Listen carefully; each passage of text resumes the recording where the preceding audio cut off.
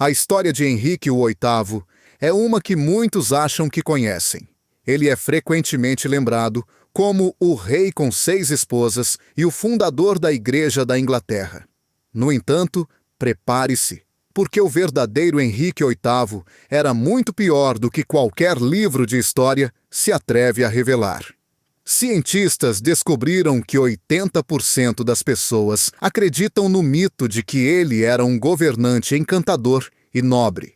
Mas a verdade é bem mais sombria. Henrique VIII era um rei cuja obesidade grotesca exigia dispositivos mecânicos para se locomover. Seu corpo estava em tal estado de decomposição que ele tinha feridas podres nas pernas, que exalavam um fedor tão horrível que os servos saíam correndo, enjoando. Imagine um governante cujo próprio corpo estava se desintegrando de forma tão dramática que seu caixão explodiu devido aos gases do seu cadáver em decomposição. Você está prestes a descobrir curiosidades chocantes sobre Henrique VIII que fazem até mesmo as histórias mais dramáticas parecerem contos de crianças. Desde seus rituais alimentares bizarros até suas medidas de segurança paranoicas, a realidade de seus últimos anos era grotesca. Esses fatos vão mudar tudo o que você pensava saber sobre o rei mais infame da Inglaterra. No final de sua vida, Henrique era literalmente um cadáver ambulante. Sua cintura média, 54 polegadas, maior do que a altura da maioria das pessoas, e ele pesava cerca de 500 quilos. Em uma época em que o homem médio pesava cerca de 140 quilos. Isso era chocante. Mas aqui está a parte verdadeiramente horripilante. Suas pernas estavam cobertas de feridas abertas e em putrefação que nunca cicatrizavam. Não eram pequenos cortes. Estávamos falando de úlceras enormes que exudavam pus e carne podre continuamente. O cheiro era tão insuportável que os cortesãos seguravam lenços perfumados perto do rosto ao se aproximarem dele. Alguns relatos históricos até descrevem o fedor como sendo detectável a várias salas de distância. Os servos sorteavam palitos para determinar quem teria que ajudá-lo a se vestir, já que se aproximar dessas feridas era visto como uma punição. Mas espere, piora. Especialistas médicos modernos acreditam que Henrique sofreu uma grave lesão cerebral traumática em um acidente de justa em 1536. Não foi apenas uma pancada na cabeça. Ele ficou inconsciente por 2 horas. Em termos medievais, isso significava que ele estava praticamente morto. Essa lesão provavelmente causou mudanças significativas em sua personalidade, explicando sua transformação de um jovem rei relativamente normal em um monstro paranoico e cheio de raiva em seus últimos anos. Você não aprende isso nas aulas de história, mas Henrique provavelmente tinha uma condição chamada Síndrome de Cushing. Isso explicaria seu ganho de peso dramático, mudanças de humor e aquelas horríveis úlceras nas pernas que se recusavam a cicatrizar. Seus próprios médicos estavam aterrorizados e não ousavam sugerir que ele poderia estar gravemente doente. Criticar a saúde do rei era considerado traição. E o homem que reivindicava o direito divino de governar não conseguia nem controlar seus próprios movimentos intestinais em seus últimos anos. Os atendentes reais tinham que carregar cadeiras especiais para onde quer que ele fosse, porque Henrique mal conseguia se mover de um cômodo para outro sem ter um acidente. Este é o mesmo homem que executava pessoas por olharem para ele da maneira errada. Mas aqui está o que os historiadores não querem que você saiba. As esposas tiveram um destino ainda pior do que você imagina. Todos sabem que Henrique teve 6 esposas e executou 2 delas. Mas a realidade do que essas mulheres suportaram vai muito além de uma simples decapitação. Estamos falando de tortura psicológica que deixaria até os serial killers modernos com inveja. Pegue Ana Bolena, por exemplo. Antes de sua execução, Henrique não decidiu simplesmente matá-la. Ele orquestrou uma armação elaborada que incluía forçar seu próprio músico a confessar, sob tortura, que teve um caso com ela. Mas aqui está a parte realmente doentia. Henrique fez Ana assistir enquanto 5 homens, incluindo seu próprio irmão, eram executados por supostamente terem dormido com ela. Ela teve que ficar ali, sabendo que era a próxima, assistindo pessoas inocentes morrerem por causa das fantasias paranoicas de seu marido. Katharina Howard teve um destino ainda pior. Ela era basicamente uma adolescente quando Henrique se casou com ela, e quando ele descobriu sobre seus relacionamentos passados, não a executou apenas. Ele passou uma lei tornando traição o ato de qualquer um se casar com o rei sem revelar seu histórico sexual. Imagine ser tão mesquinho a ponto de mudar todo o sistema legal porque sua esposa adolescente não era virgem. Os jogos psicológicos eram a parte mais cruel.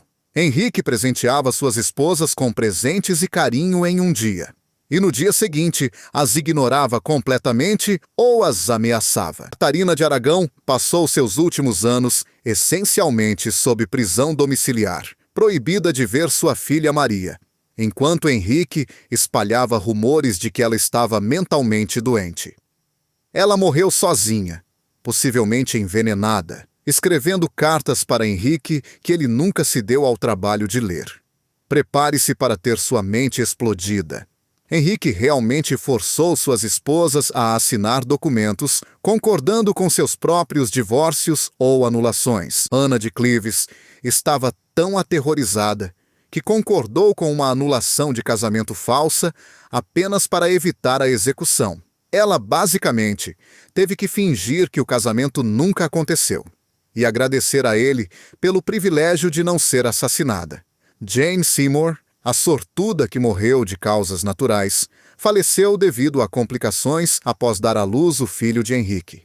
Henrique já estava de olho em sua próxima esposa, antes mesmo do corpo de Jane esfriar. Ele esperou exatamente 9 dias após o funeral dela para começar a planejar seu próximo casamento. O homem tratava os seres humanos como objetos descartáveis. E a parte mais triste é que essas mulheres não tinham absolutamente nenhuma saída. O divórcio não era uma opção.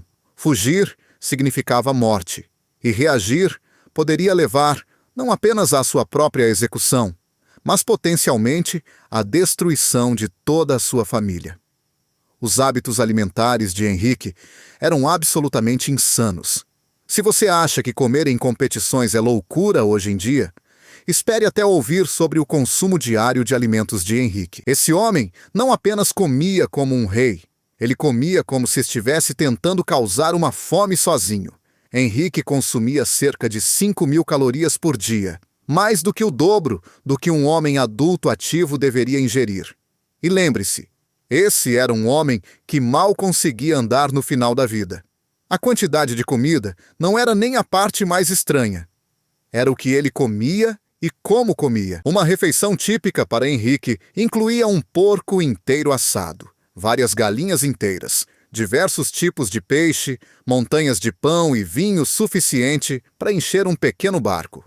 Sua equipe de cozinha preparava mais de 800 pratos diferentes todos os dias apenas para sua casa, com Henrique provando pessoalmente dezenas deles. As cozinhas reais empregavam mais de 200 pessoas trabalhando em turnos contínuos para acompanhar seu apetite. Agora, aqui é onde a coisa fica interessante. Henrique estava convencido de que certos alimentos tinham propriedades mágicas. Ele acreditava que comer cisne o tornaria mais gracioso, que consumir grandes quantidades de veado o tornaria um melhor caçador, e que ostras melhorariam seu desempenho com suas esposas. Assim, ele se empanturrava desses alimentos específicos em quantidades enormes, como uma espécie de obsessão medieval por superalimentos. O homem também tinha os rituais de alimentação mais estranhos. Cada pedaço de comida que entrava na boca de Henrique era primeiro provado por vários servos para verificar se havia veneno. Ele era tão paranoico que exigia que seus provadores de comida esperassem 30 minutos após comer antes de tocar em qualquer coisa, apenas para garantir que não caíssem mortos por veneno de ação retardada. As refeições de Henrique eram basicamente performances teatrais. Ele comia na frente de centenas de cortesãos, e todo o processo podia levar até 4 horas. Imagine estar ali, assistindo a esse enorme rei em decomposição, devorar o suficiente de comida para alimentar uma pequena vila. Enquanto fingia que isso era um comportamento real, normal. Você não aprende isso nas aulas de história. Mas Henrique realmente baniu certos alimentos de sua corte, não porque eram pouco saudáveis, mas porque achava que eram indignos de seu status real. Comidas de pessoas comuns, como nabo e cevada, eram literalmente ilegais em sua mesa, mesmo que provavelmente fossem melhores para sua saúde do que as montanhas de carne e açúcar que consumia diariamente. A parte realmente insana é que, mesmo com seu corpo literalmente se deteriorando por causa da dieta, Henrique continuava comendo mais e mais, convencido de que seu status real, de alguma forma, o tornava imune às consequências de sua gula. A paranoia de Henrique VIII não era apenas uma atitude típica de não confiar em ninguém. Esse homem transformou todo o seu reino em um estado de vigilância que faria os ditadores modernos ficarem com inveja. Nos últimos anos de sua vida, Henrique estava tão convencido de que todos estavam tramando contra ele, que transformou a vida real em um pesadelo para todos ao seu redor. Vamos começar com seus arranjos para dormir. Henrique dormia com bestas carregadas ao lado da cama e mantinha várias adagas debaixo do travesseiro. Mas isso não era suficiente. Ele também tinha guardas armados posicionados dentro de seu quarto, vigiando-o enquanto dormia a noite toda. Imagine ter tanto medo de ser assassinado que você não consegue fechar os olhos sem testemunhas. O palácio em si se tornou uma fortaleza de paranoia. Henrique ordenou a construção de passagens secretas em todos os edifícios em que morava. Não por romance ou conveniência, mas para que pudesse escapar se assassinos viessem atrás dele. Ele mandou instalar buracos de espião nas paredes para poder vigiar seus próprios cortesãos e dispositivos de escuta escondidos em salas de reunião para ouvir conversas privadas. Henrique criou uma rede inteira de espiões, cuja função era vigiar seus outros espiões. Ele tinha informantes observando seus informantes, criando uma teia distorcida de vigilância onde ninguém sabia em quem podia confiar. A vida na corte se tornou um show de horror psicológico, onde dizer a coisa errada para a pessoa errada poderia literalmente resultar em execução. A paranoia de Henrique em relação à comida atingiu níveis absolutamente ridículos. Não apenas ele tinha vários provadores de comida, mas exigia que suas refeições fossem preparadas em cozinhas completamente seladas, com guardas vigiando cada passo do processo de cozimento. O sal, as especiarias, até a água tinham que ser testados por pessoas diferentes. Ele estava tão convencido de que alguém iria envenená-lo que comer uma refeição simples se tornou uma operação militar. O homem até suspeitava de seus próprios filhos de estarem tramando contra ele. Ele tinha espiões observando a princesa Maria e a princesa Elizabeth, suas próprias filhas, porque estava convencido de que elas planejavam derrubá-lo. Eram crianças, e ele as tratava como agentes inimigos em sua própria casa. A paranoia de Henrique ficou tão extrema que ele começou a executar pessoas por crimes que ainda não tinham cometido. Ele mandava matar alguém porque sonhou que a pessoa o traiu, ou porque alguém sugeriu que ela poderia ser desleal no futuro. A Torre de Londres estava constantemente cheia de pessoas, cujo único crime era existir perto de Henrique enquanto ele estava em um de seus momentos paranoicos. A parte verdadeiramente aterrorizante é que a paranoia de Henrique era tão contagiosa que infectou toda a sua corte. Nobres começaram a espionar uns aos outros, e servos traíam seus mestres por recompensas imaginárias. Todos viviam com medo constante de serem a próxima vítima das suspeitas delirantes do rei. Você pensaria que o reinado de terror de Henrique VIII terminaria com sua morte, certo? Errado. Esse homem estava tão comprometido em ser um desastre que até seu cadáver conseguiu causar um caos absoluto. Nas últimas semanas de vida, Henrique estava tão enorme que não conseguia andar. Seus servos tinham que carregá-lo para todo lado, usando uma cadeira especialmente projetada com polias e rodas. Mas aqui está a parte repugnante. As feridas na perna dele estavam tão infectadas que pedaços de carne podre literalmente caíam do corpo enquanto o moviam. Os servos tinham que segui-lo com panos para limpar os pedaços de carne em decomposição que caíam no chão do palácio. A cena da morte dele parecia algo saído de um filme de terror. O corpo de Henrique havia inchado a tal ponto que sua pele estava esticada e brilhante. O cheiro era tão insuportável que até os médicos, acostumados com os horrores da medicina medieval, precisaram sair da sala para vomitar. Quando ele finalmente morreu, ninguém queria se aproximar o suficiente para confirmar oficialmente que ele estava morto. Mas espere, fica muito pior. O corpo de Henrique estava tão inchado com os gases da decomposição interna que seu caixão precisou ser especialmente reforçado. Eles envolveram seu cadáver em folhas de chumbo e o selaram em várias caixas de madeira, achando que isso conteria a bagunça. Eles estavam muito enganados. Durante o cortejo fúnebre de Londres até o castelo de Windsor, algo absolutamente incrível aconteceu. O caixão literalmente explodiu. Os gases do corpo em decomposição de Henrique acumularam tanta pressão que o revestimento de chumbo se rompeu, e os restos podres da realeza espirraram por dentro da carroça funerária. O cheiro era tão horrível que o cortejo teve que parar, enquanto os servos limpavam a bagunça com baldes e panos. Aqui está um detalhe que vai assombrar seus sonhos. Cães foram vistos lambendo os restos de Henrique VIII que vazaram de seu caixão na estrada. O homem que afirmava governar por direito divino acabou virando comida de cachorro em uma estrada rural. Até seu sepultamento se tornou um desastre.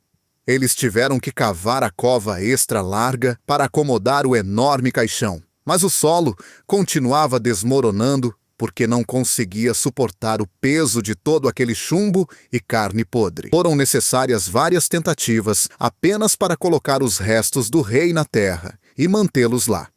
O caos não parou por aí. Durante anos, as pessoas relataram barulhos estranhos e cheiros terríveis vindo do túmulo de Henrique. Alguns afirmavam que era seu fantasma, mas os historiadores acreditam que provavelmente eram apenas mais gases escapando de seus restos em contínua decomposição. Você não aprende isso nas aulas de história.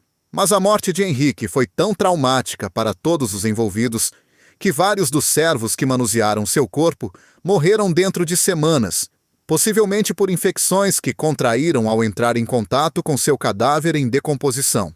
Então, aí está, o verdadeiro Henrique VIII, não o rei carismático da cultura popular, mas um desastre ambulante cujo próprio corpo o traiu, de forma tão dramática quanto ele traiu todos ao seu redor. Um homem tão consumido pela paranoia e pela gula que transformou um dos reinos mais poderosos da Europa em seu próprio espetáculo de horror.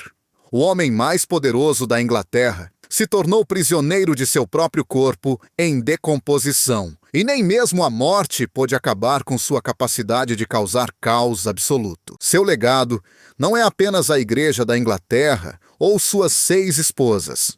É uma aula magistral de como o poder absoluto pode transformar um ser humano em algo genuinamente monstruoso. Se esses fatos reais e perturbadores da realeza fizeram você questionar tudo o que pensava saber sobre a história, talvez seja a hora de se inscrever. Há muitas outras verdades horripilantes que os livros didáticos convenientemente deixam de fora. E acredite, você ainda não ouviu nada.